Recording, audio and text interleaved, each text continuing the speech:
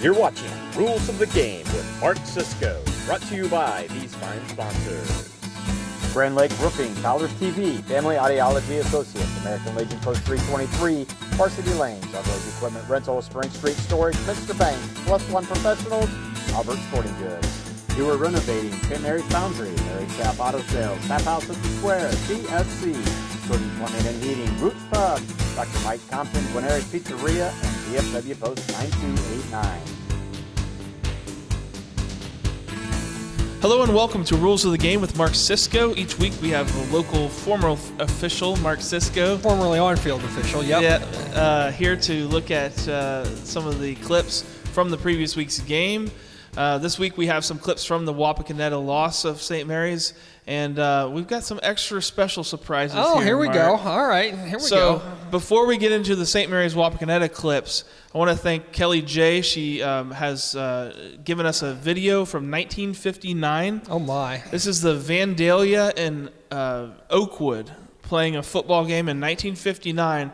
And we thought it would be fun, Mark, to have you look at some of these formations and plays and just see what the difference is from an official standpoint for almost 70 years ago. A long time ago. Yeah, well, first thing that jumps out is, of course, now the white pants. We're wearing black pants now, and we wore black. I wore white knickers for a long, long time. Black pants are just kind of a very recent addition.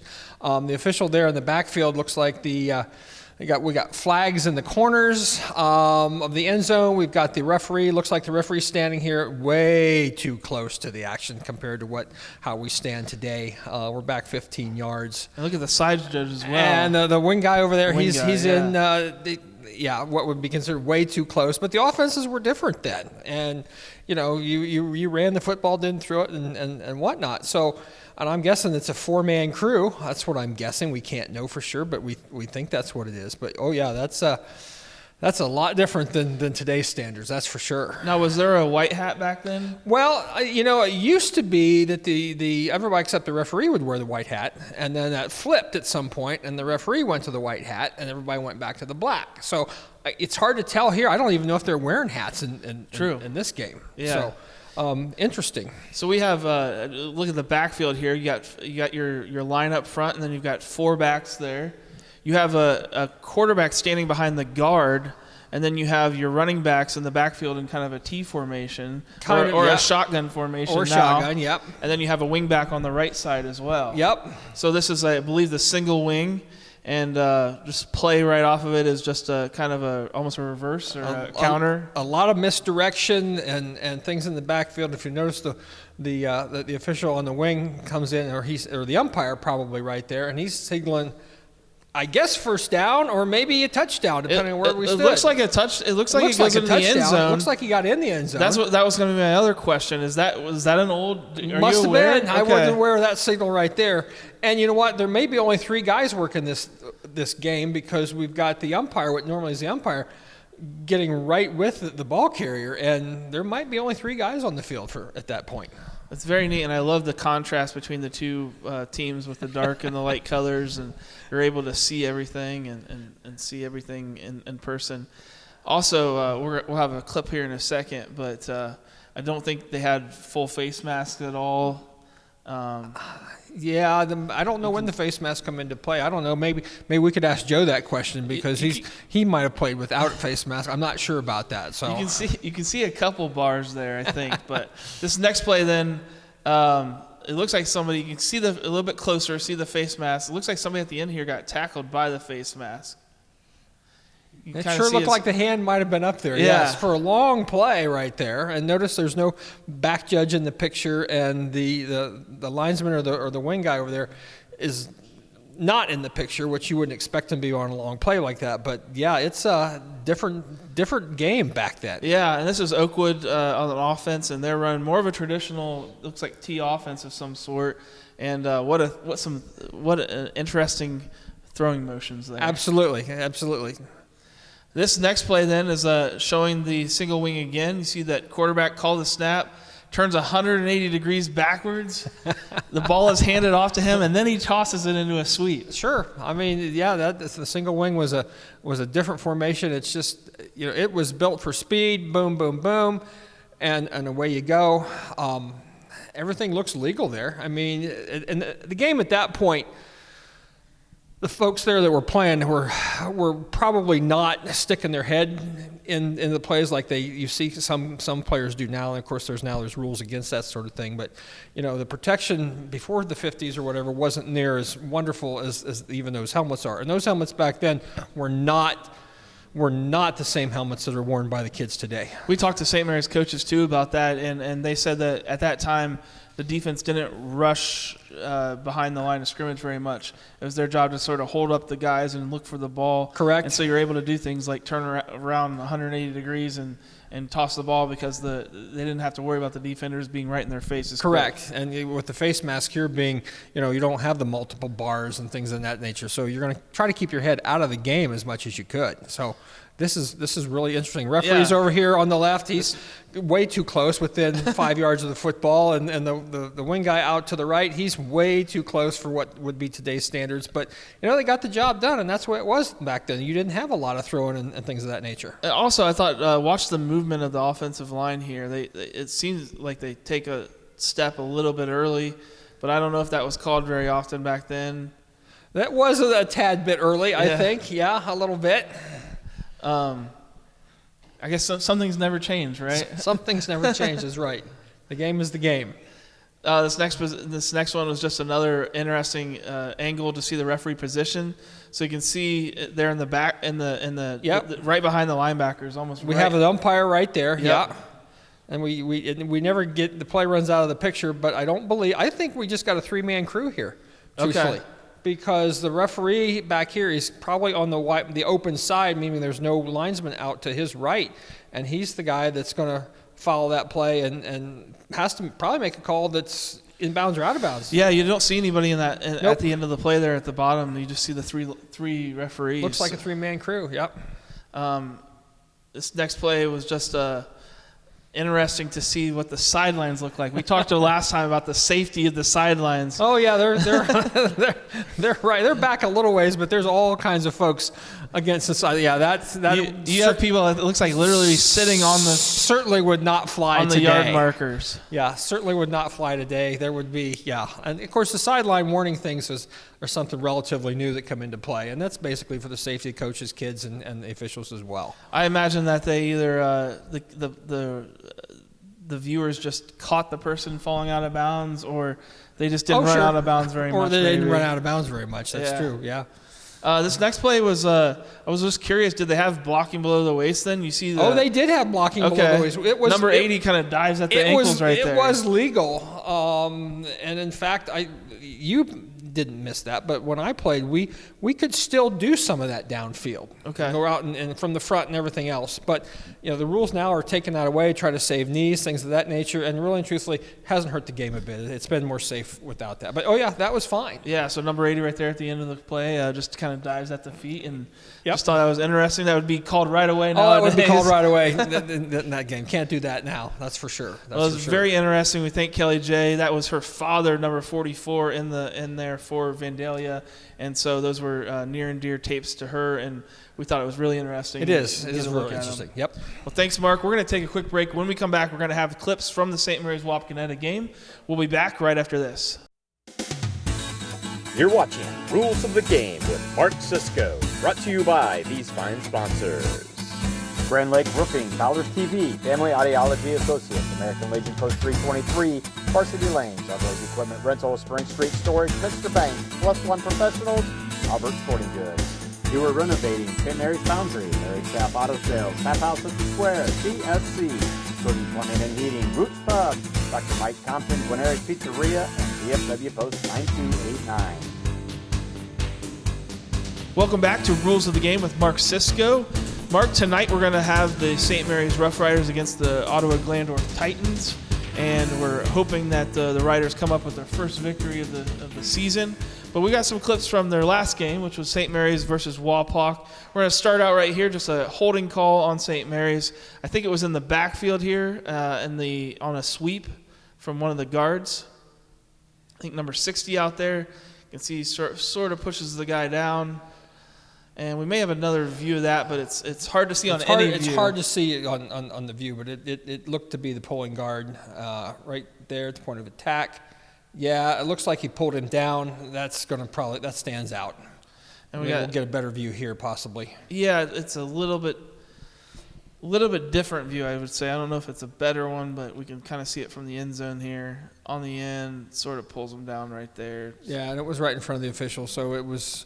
And I know this crew. That this crew was a good crew. Several of those guys have worked state championship games, so it was a decent crew. Yeah, weren't too many missed calls or anything like that from what I could see. From what I could see there, I was at the game. So, okay. Yep. Did you notice? I was not able to find the play. I'm not sure if it got clipped out, but there was a holding call on St. Mary's that got declined because they instead of taking the 2nd and 15, they took 3rd and 11 or something like that. And we talked about that earlier in the year when we're going to take the down or the distance or whatever it might be. So at that point, the Coach Moyer from WAPAK decided we'll take the down. The less chances to give St. Mary's, the better. And we're playing decent defense, so maybe we'll take the down and get off the field. I think instead of 2nd and 20, they took 3rd and 15 or something. Sure, like and that. that's the decision right there. Yep.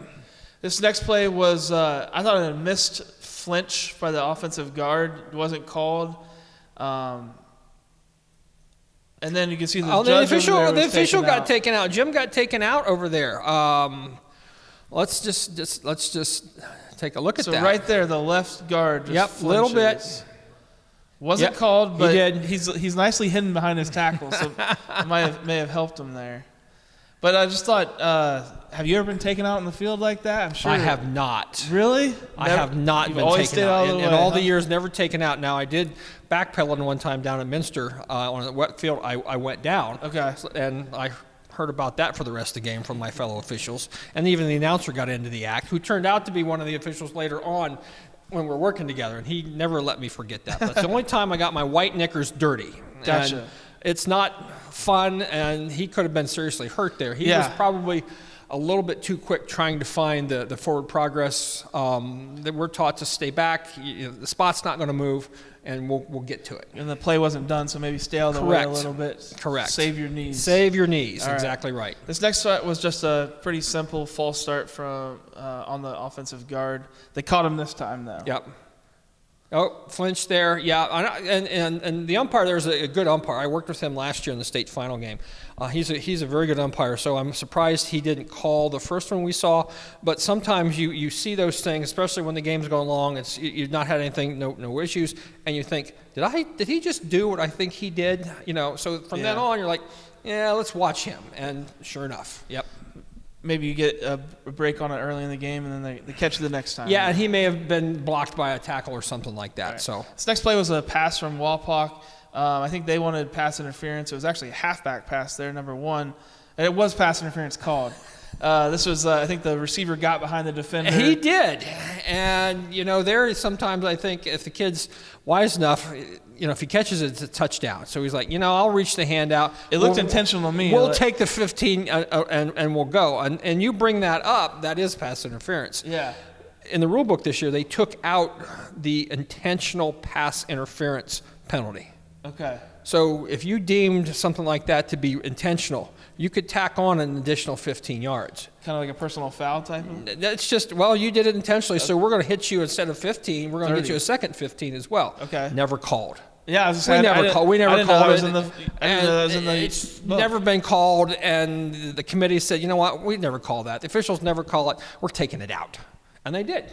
So he has nothing to lose there. Heck, that might have been a touchdown saving interference. Right. So he lived to fight another day. Now, whether he thought about that, maybe he did, maybe he didn't. I remember DBs being coached sometimes to say if that guy runs right past you and you think he's going to catch it, go ahead and trip him or something like that. So the penalty for intentionally is now gone, so they have nothing to worry about. The worst case is 15 yards and we go on. Yeah. Yep. Interesting. All right, this next play was a redux of our onside kick from the Salina game. This one definitely went 10 yards, I think. We could see it easily this time. Right. And I think Wapakoneta recovered it. I just thought... it's well done by St. Mary's. I mean, they're right there. about as close as you get for an onside kick that you know very is coming. close. Now, Bo wanted the recovery there, but the thing with St. Mary's had to worry about possibly right there would be blocking before they could recover it, and it was right there on the edge. Okay, so if St. Mary's comes down and they step in, across the 50 into the 49, and St. Mary's blocks the receiving team before St. Mary's is legally can recover and keep it, then we got a foul. So before the ball goes 10 yards, you also can't block the You can't kicking block. return. Now, if the receiving team comes up and initiates contact, then all bets are off. Okay. And That's a good distinction because I don't know if I realized that. Correct. So I know you can recover it for 10 yards, but you can't even block after. Nah, you can block once you get to that 10-yard spot. Okay. So if WAPAK would have stepped over the 50 and made an attempt to block the kicking team coming, now all bets are off and you can play on, so to speak. So it's not the ball doesn't have to reach 10 yards. It's the player, once the player gets Well, past no, the it- ball has to get Oh, 10 the ball yards. has to, okay. So in other words, if the receivers step in there and they're standing there and then maybe they're looking at the ball and they get blocked, that would be a foul. You can't send a line of players in front of the ball if the ball hasn't reached the 10 yards. If it hasn't reached the 10 yards, you're not allowed to make contact. Now, that's not called very often, and to call that, it's got to be very obvious. Otherwise, you're going to probably say, Coach, your kids come up and initiated the play, and we go on. Well, So, and it's a bang play like it that. is. Yeah. It is, and that would have been right there too. Wow. Yeah. This next play was a punt from WAPAK, and we clearly ran into the kicker a bit, but nothing was called. Nothing was called. That's nothing there. I mean, a little brush by or wherever, and if there had been a flag there, St. Mary's would have come unglued. That's nothing. That's a good no call. I thought so. I just was kind of curious on what counts as it has to be obvious running into the kicker. Well, or, running into or you have roughing. Right. All right. So running into, if you're running into a leg that's still up, that might be roughing. If you take out the plant leg, the leg that's still on the ground, you're diving and you take that out, that's going to be roughing, no doubt about it, because you're taking out something that's glued to the ground, so to speak. So there is issues there. Was it early? Was it late? Was he intentionally going for the football, or was he coming at the kicker, not going for the football? All those things weigh into that, and that goes through a referee's mind within milliseconds of the play. Right. So I thought it was a good no call. I just was curious was. on what the distinction is on running into the a lot kicker, of things go into that. A lot of judgment works into that. Yeah. I guess, and when there's lots of judgment, we like that they err on the side of caution and not call it. And if in doubt between running into or roughing, it's roughing. Okay. Yep. This next play was maybe a late hit, but nothing was called. Quarterback runs out of bounds, and you just see the extra push there at the end. Was it extra put, or was that first push right at the sideline, and he just stumbles along? Like, I can't really tell right there. He's probably out. Continuation. Maybe he didn't get that extra. So I thought it looked worse from that angle. If you watch this back angle, though, I think it actually is a good no call. Okay. All right. So I saw that play too when he ran out, and I'm Yep. like, okay. The official's right there on it. Boom, boom, boom. He just got pushed when he was in, and it looks bad, but in bounds, you're fair game. Yeah, and if you're running down the field, you're liable, and especially the quarterback, you're liable to get Correct. hit. So this next play then was another running to the kicker. And I think this one was a little bit better acting job by the punter, because you could see the official. I don't know if we've got it on film here, but the official that night sort of looked at him and just shook his head like, you didn't really fall down there. Well, and the other thing that in the St. Mary's' favor is, okay, we bobbled the football, and that's no excuse to run into or rough the kicker. But, you're standing there and you're looking at that going, yeah, no, come on, that wasn't enough you get an Academy Award for that and nothing else. So. And I think the St. Mary's player did a really good job of holding up and trying to hold the guy up. That was nowhere near running into or roughing at that point. So, like I said, good crew, experienced crew, and they're like, nope, you don't get that. Sorry. Yeah, I think Jamal Kessler did a great job of trying to pull him up, so it just looked even worse that he was falling down and as he's trying to be pulled. It looks bad, but it's not. It's not. Well, Mark, that's all the clips that we had. Hey, great, super. Thank you again for coming, and we hope to have, like I said, better clips next week from the St. Mary's OG game, of better clips being a victory. Well, there you go. Also happy to announce that you're going to be joining me in the studio this month on the 29th. I guess I am. For the football game. Joe's going to be out of town, so I'm going to handle play-by-play, and you're going to handle color commentary. So well, it should be an Emmy award-winning broadcast then. We hope so. So for everybody here at Rider Nation Station and Mark Cisco, we'll see you next time, everyone. Thank you for watching Rules of the Game with Mark Cisco, brought to you by all of these fine sponsors.